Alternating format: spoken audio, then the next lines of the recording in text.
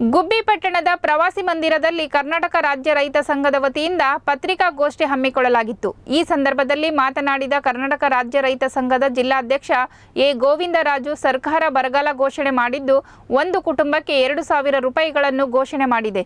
ಇದು ಅವೈಜ್ಞಾನಿಕವಾಗಿದೆ. ಒಂದು ಕುಟುಂಬಕ್ಕೆ 10,000 ರೂಪಾಯಿಗಳನ್ನು ವೈಜ್ಞಾನಿಕವಾಗಿ ಘೋಷಣೆ ಮಾಡಬೇಕೆಂದು ಒತ್ತಾಯಿಸಿದರು. ಹಾಗೆ ರೈತ ವಿರೋಧಿ 3 ಕೃಷಿ ಕಾಯ್ದೆಗಳನ್ನು ರಾಜ್ಯ ಸರ್ಕಾರ ಕೂಡಲೇ ಹಿಂಪಡೆಯಬೇಕು ಎಂದರು. ಹೇಳಿ ಜಿಲ್ಲೆಯ ಎಲ್ಲ ತಾಲೂಕುಗಳನ್ನು ಸರ್ಕಾರ ಘೋಷಣೆ ಮಾಡಿದೆ. ಆದರೆ ಇಲ್ಲಿವರೆಗೂ ಸರ್ಕಾರ ಬರಗಾಲಕ್ಕೆ ಸಂಬಂಧಪಟ್ಟಂಥ ಕಾಮಗಾರಿಗಳನ್ನು ಪ್ರಾರಂಭ ಮಾಡಿಲ್ಲ. ಬಡವರ ಕೈಗೆ, ಕೃಷಿ ಕೂಲಿ ಕಾರ್ಮಿಕರ ಕೈಗೆ ಕೆಲಸ ಸಿಕ್ಕಿಲ್ಲ. ಮತ್ತು ಒಂದು ಕುಟುಂಬಕ್ಕೆ 2,000 ರೂಪಾಯಿ ಪರಿಹಾರ ಅಂತಕ್ಕಂಥ ಘೋಷಣೆ ಮಾಡಿರ್ತಕ್ಕಂಥದ್ದು ಅವೈಜ್ಞಾನಿಕವಾದಂಥದ್ದು. ಹಾಗಾಗಿ ಸರ್ಕಾರ ಇವತ್ತು 1 ಎಕರೆ ಬೇಸಾಯವನ್ನು ಮಾಡಬೇಕಾದ್ರೆ ಕನಿಷ್ಠ 16,000 ಖರ್ಚು ಬರ್ತದೆ.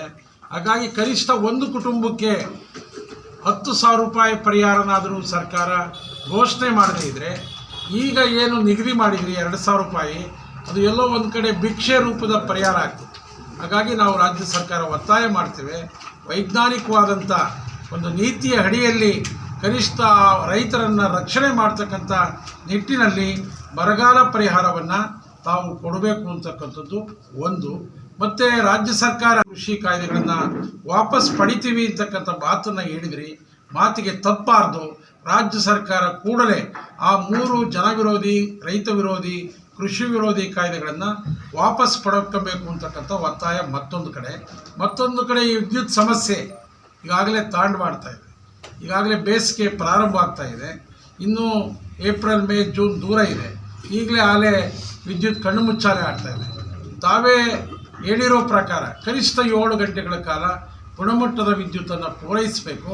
ಮತ್ತು ರೈತರೇ ಈ ಹಿಂದೆ 25,000 ರೂಪಾಯಿ ಹಣ ಕಟ್ಟಿದರೆ ಅಕ್ರಮ ಸಕ್ರಮ ಯೋಜನೆಯಲ್ಲಿ ಕಂಬ, ವೈರು, TC ಇತ್ಯಾದಿಗಳನ್ನು ಕೊಟ್ಟು ಸಂಪರ್ಕ ಕೊಡ್ತಾ ಇದ್ದೀರಿ.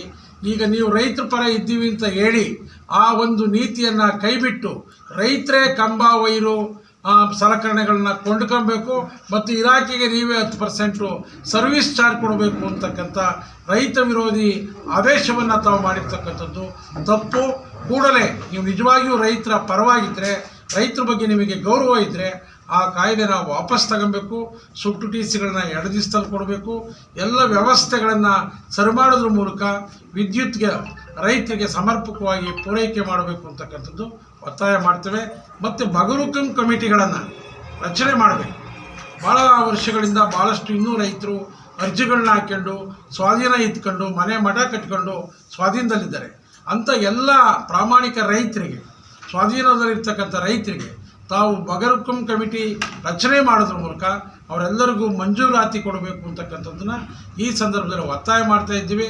ಕೊಬ್ಬರಿ ಭಾಳ ಮುಖ್ಯವಾಗಿ ನಮ್ಮ ಕೊಬ್ಬರಿ ಪ್ರದೇಶ ತುಮಕೂರು ಜಿಲ್ಲೆ ಅತಿ ಹೆಚ್ಚು